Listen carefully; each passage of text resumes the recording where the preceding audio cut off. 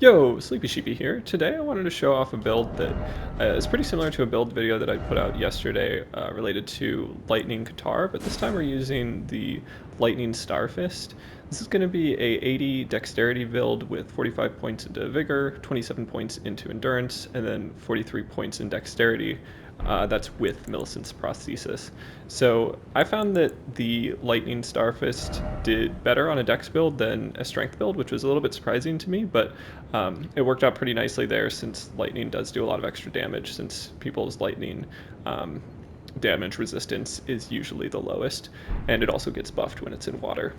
The main difference between this build and the one that I showcased yesterday is going to be that this time we're going to be using the Ironjar Aromatic. So this is a perfume that you get, and it makes you a lot stronger. You have much more poise, but you walk around really slowly. One way to get around this is you can backstep, so that can be nice if you want to turn around and backstep towards your opponent, or potentially get in some backstep attacks. That can be a good way to kind of adjust for the range.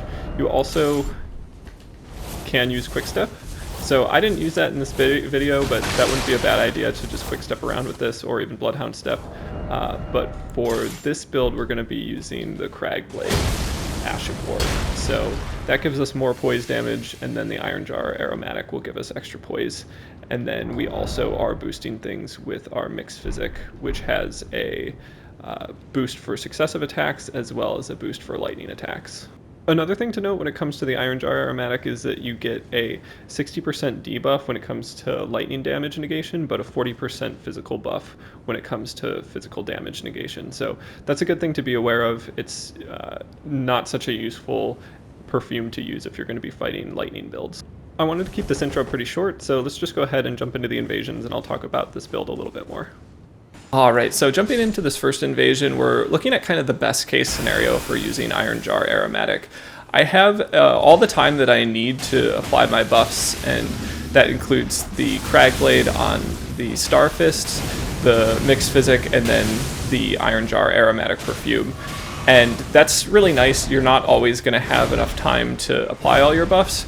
Another thing I will note is that even though you do fat roll, in some cases it's definitely a better approach to try to fat roll the damage that's coming your way and dodge it completely than take it, even though you are getting a boost to the amount of damage you're negating. So I would say definitely be aware of that, but eventually everybody becomes real aggressive, and I'm able to poise break my opponents enough times to get off successive attacks that boost my damage output and essentially reverse blender everybody that I'm playing against. So that's kind of the best case scenario for a 3v1. Next up we have a 2v1 where it's a tight space, and they kind of assume that they're going to blow me off the ledge here, which would have been a good assumption, except I do have Ironjar Aromatic, and it's enough to keep me on the ledge and get off all the quick successive attacks that I need to do a bunch of damage. But this next invasion is going to be a little bit more typical. I would say there are 3 people here, so it's a little bit scary. I try to back up and give myself some more space to buff, which I definitely recommend doing.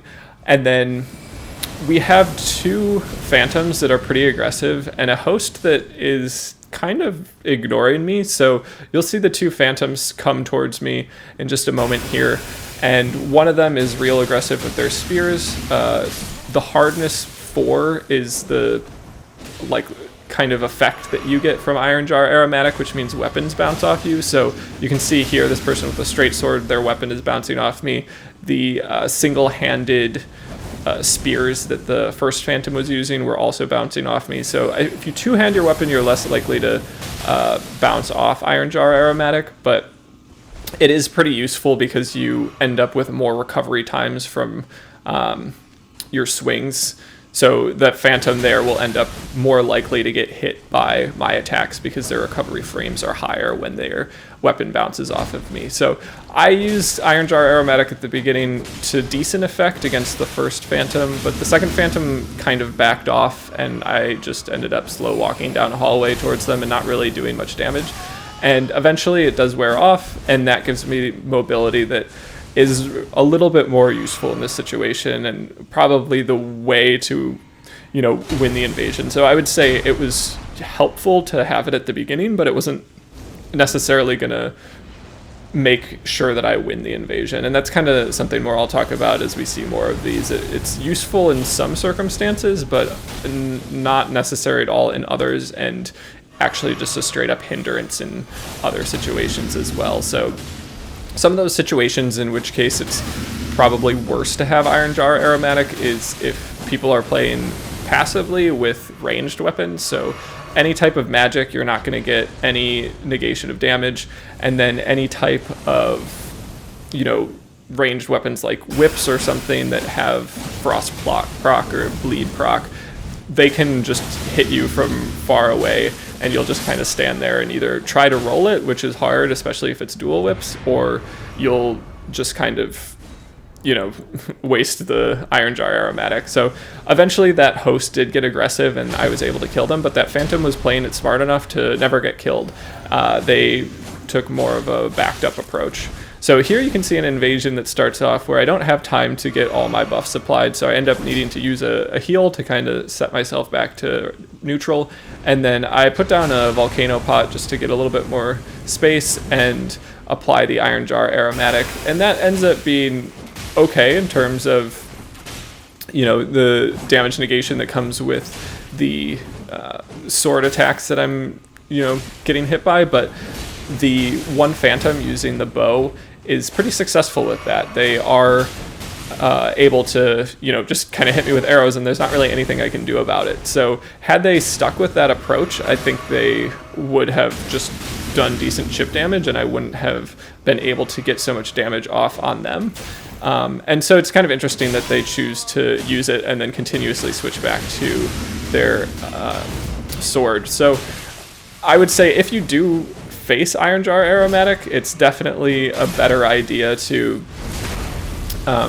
just kind of use something ranged, or two-hand your weapon, or just back off and wait for it to wear off entirely.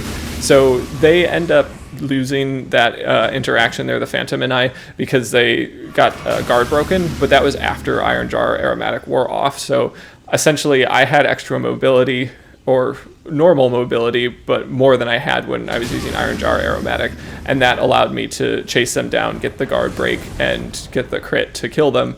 So in terms of Ironjar Aromatic being useful in that invasion, I would say it wasn't really. And once it becomes just kind of a chase down here, I definitely don't want to apply it. Like I need the extra mobility. So that's another thing to note, is that one-on-one situations, it's almost never going to be useful. There's so many different approaches that somebody can have to win out against it. And that's just kind of a theme in terms of information that I learned from using this build, is that it's not particularly viable in a bunch of situations. And that said, like, I would love to see somebody put together a build that uses it more effectively.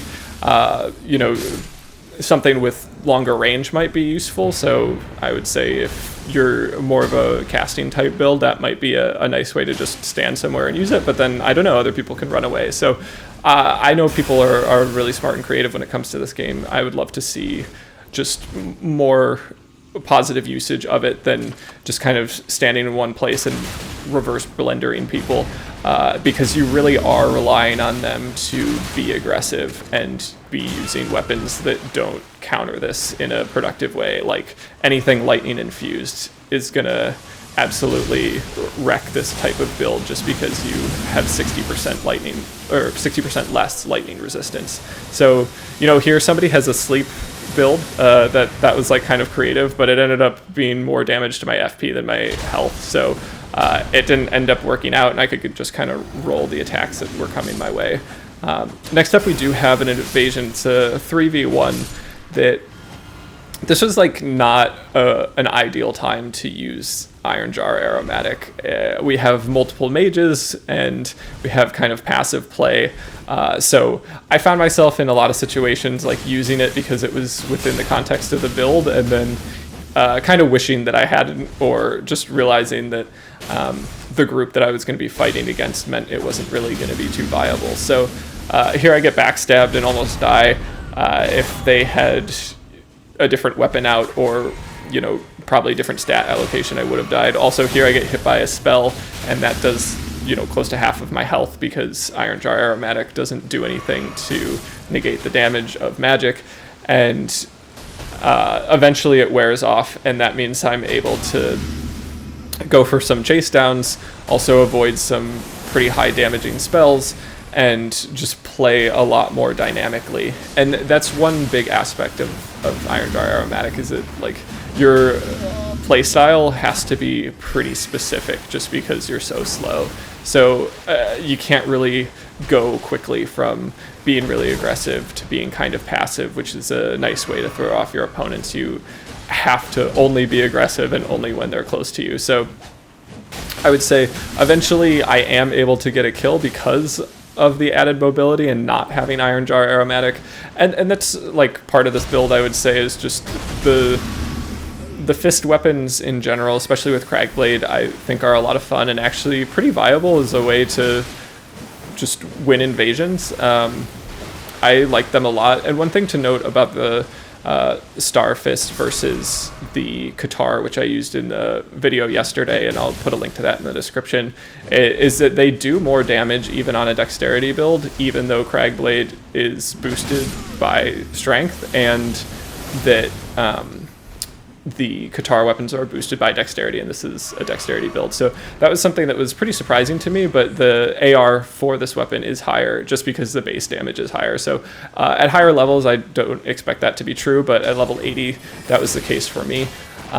So this particular setup is nice for high damage output in short periods of time, but its ability to chase down opponents is not great. The Katar light attack, I would say, is much better for roll catches than the fist weapons. The Star Fists are like not horrible for roll catching, but a lot of times I found myself in instances where I'd be more likely to get off the jumping attack, which is definitely strong, but the recovery frames allowed my opponent usually to heal, so it kind of go back and forth where I'd be doing about half their health with one attack, and then they would be able to get away, get a heal off, and then I would do about half their health again with another attack. So it's a great way for chipping down, but once it's a one-on-one situation and they're playing a little bit more passively, it's not the easiest. But then here you have an instance where a blue doesn't have a lot of health, and they just get hit by a light attack chain, and everything just kind of gets deleted for them. So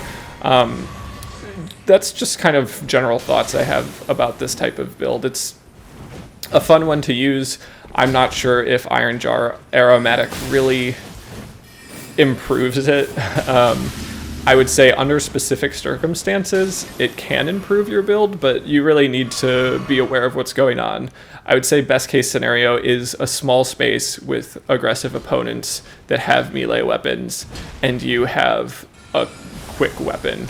Something like, I don't know, dual curved swords would be great, dual straight swords would be great. You know, fist weapons are great.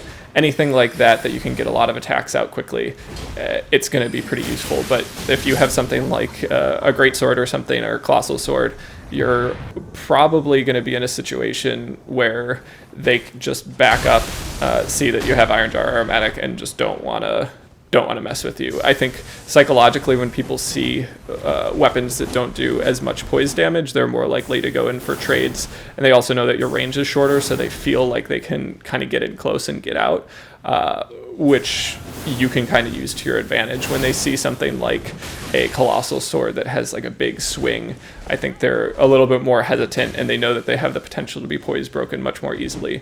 So their psychological state going into that fight is going to be different, and if you have Ironjar Aromatic, then they just probably assume they're going to lose out on the trade and will approach it differently. So that pretty much covers everything that I wanted to say about this particular build and this particular setup. I would be really interested in seeing what other people can do with this. You know, I looked around on the internet and just saw some builds using it and didn't find anything that was like, okay, this is amazing, but you can definitely use it to great effect in certain circumstances. So if somebody finds a way to make it more viable in just kind of general circumstances, I'd love to see it. I don't necessarily think it needs a buff. I think it's very strong for some reasons, and then there are great counters to it. So yeah, I don't know. It's an interesting tool. I think, you know, maybe just people using it as like something to throw on under certain circumstances if they realize that they're in a good spot to use it. Like that would be really cool as just kind of a dynamic way to invade people. But yeah, it's just interesting to see what the future of this particular perfume will be. I know it's been around for a while and maybe not used to great effect, and definitely not meta, but I just wanted to kind of showcase it and talk about the reasons why I like it and just kind of some of the issues with it. If you made it this far, I just wanted to say thanks so much for watching, as always. Also, I was recently looking at the analytics for this channel, and it looks like about 93% of viewers for this channel are not subscribed. Typically, I don't really ask for subscribers, but I am trying to reach 1,000. That's a way that I can actually get some money back from YouTube for the content that I create. I have a full-time job, so I really enjoy content creation, but it's not exactly the best use of time from a financial perspective, other than the fact that I really enjoy making it. So if you aren't subscribed and you do like this channel, I make a lot of content, and it would help me out a lot to kind of hit that goal. So I just wanted to mention that. Obviously do whatever you want, but it does really kind of help in terms of making more content creation possible on my end. So yeah, that's all I wanted to say, and thanks so much. Bye-bye.